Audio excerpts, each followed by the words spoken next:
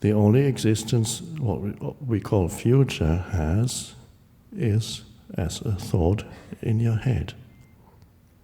Beyond that, there's no such thing as future. If there were such a thing as future, somebody, some great explorer, would have found it.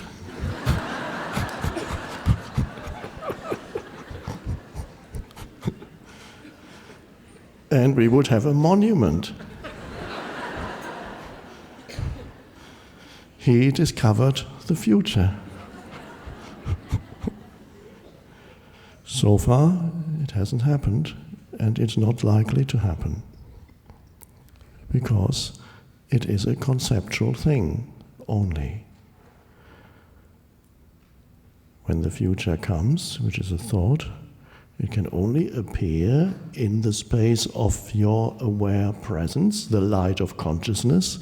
It can only appear as the now, whatever form it takes in the space of now that you are. Something appears. That's the now, the form of now. So, no such thing as future.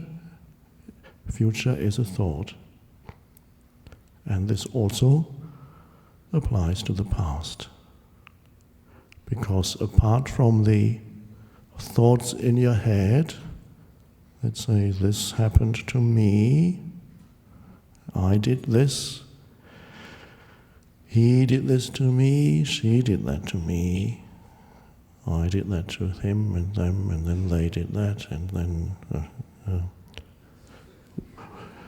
It didn't happen in the past. When it happened, if it ever happened, because you know how the mind works, it gradually, as it reinterprets the future. So what you see as things that actually happened, maybe they didn't.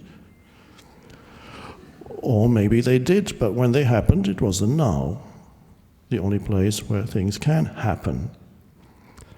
And in order to have the idea that there is such a thing as future, you have to think about that now.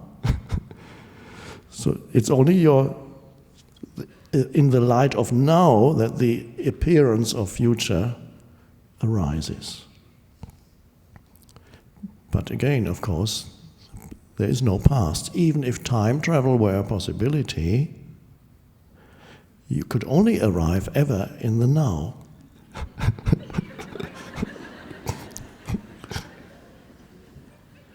You could never say, oh, now I'm in the past. You see, already the sentence doesn't make sense. Now I'm in the past. I've traveled to the Roman times, and now I'm here in the past. No, you're in the now.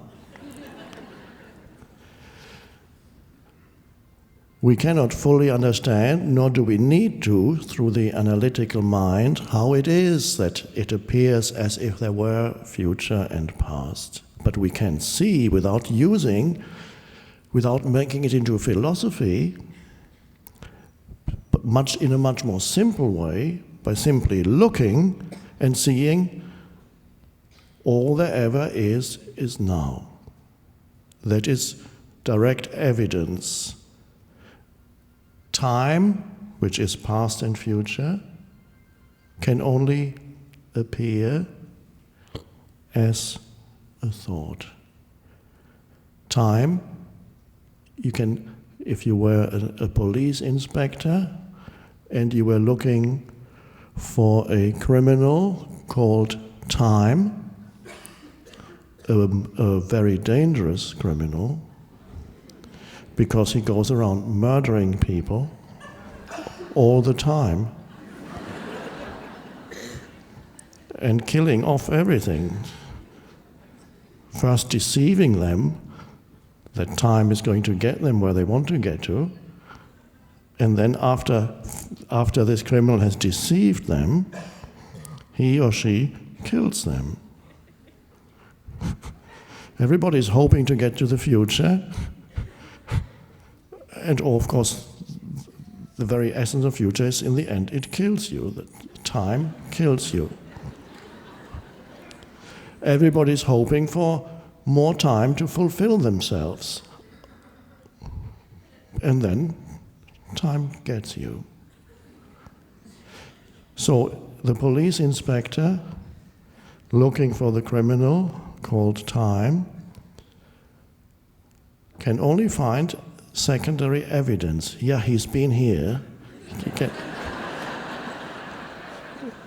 There's a dead body.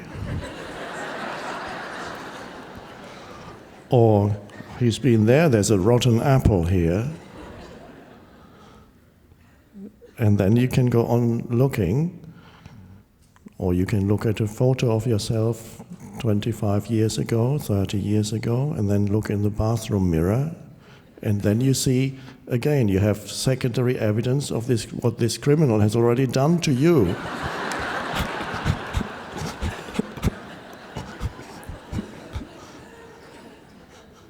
And he's going to do more. Even more damage. And yet, time itself you cannot experience. People think they're experiencing time. You don't experience time, you experience only ever the now. But sometimes people call that time. I don't know why. It's the now. So you don't experience past, you don't experience future, you cannot experience time. The criminal can never be caught because the criminal is a phantom. And yet, bodies die. So who kills them if there is no time? Let's not go too far into all this. We cannot deny that in this surface reality there seems to be such a thing as time. We use time really to fill in some void that we don't understand. Say, okay, it's time. Time does that. It seems to exist. It seems that you cannot get out of it. It seems that it has you, it drags you along, and you deteriorate further and further, and finally you dissolve. Okay, that seems to be the case as far as the world of form is concerned. Forms are short-lived.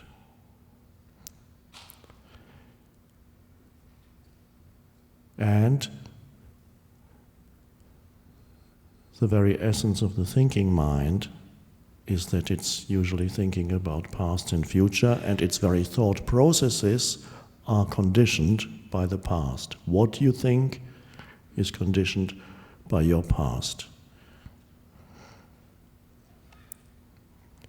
The question is there another dimension to you, to me, where this, what is ultimately an illusory thing, does not apply anymore? Is there a dimension in you where there is no time? Not as something to believe in, some comforting belief, but to actually to be known firsthand.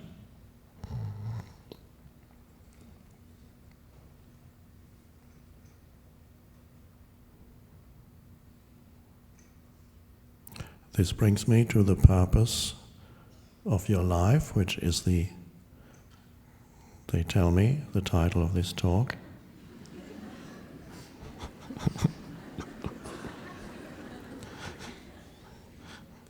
I could get it in there.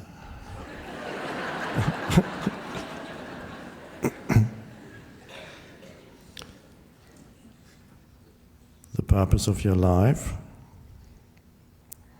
if there is such a thing, is twofold: primary purpose and secondary purpose.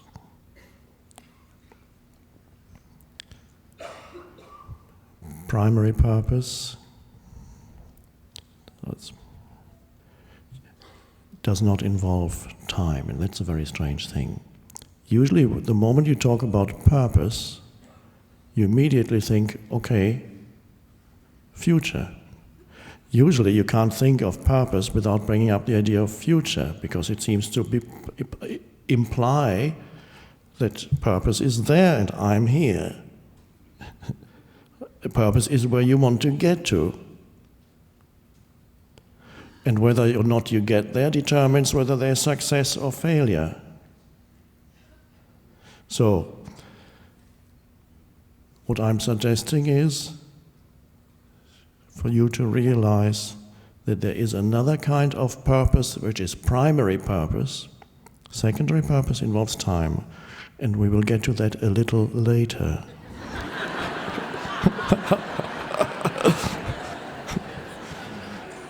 But primary purpose we can't get to a little later, because primary purpose is to do with realizing what the purpose is for your life is without time. And the first little pointer we can use is to say, okay, I can tell you what the purpose is. The primary purpose is to sit here in that chair. And my primary purpose is to be sitting here and talking. Your primary purpose is to sit there and listen, but the listening and the talking isn't that much different, because I can say that I'm listening to the words that come out of this mouth, so it's the same thing basically. Your primary purpose is to sit here, to be sitting here. The universe has conspired to put you here. The totality of all the molecules and atoms that are floating around the universe, some of them temporarily gathering together and manifesting what looks like a person.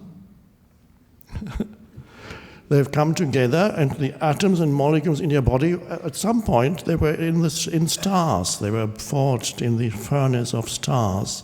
And in this weird way, it's all coming together, and the totality of life has suddenly put you here. Everything is connected to everything else. It's all timeless. It's only when we look at it through our limited perspective, it appears that all these things happened in the past, and finally they brought you here. But ultimately, it's all happening in the timeless present.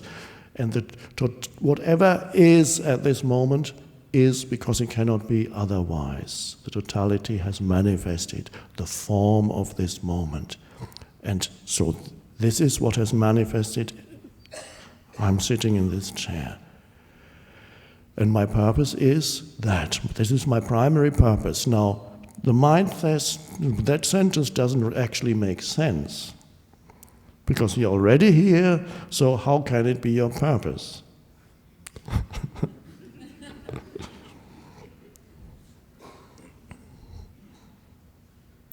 Your purpose is to be here fully, to align yourself with this moment internally, and to realize that wherever you are is where you're supposed to be. And whatever you are doing in the now is what you're supposed to do. It doesn't mean you can't do something else. In this moment, I'm doing this, and I'm supposed to do it this moment. I'm drinking a glass of some water. This is my purpose right now.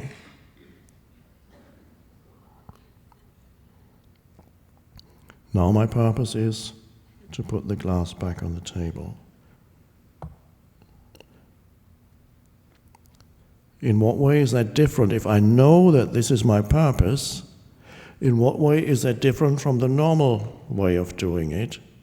Thinking about something else while I do it. The normal way of drinking a glass of water is you want to get there already. While you pick up the glass, you already want it to be here. And while you're zipping the water, you want the water to be already in your stomach. And while it's traveling back towards the table, you already want it to be there, even while it's still here.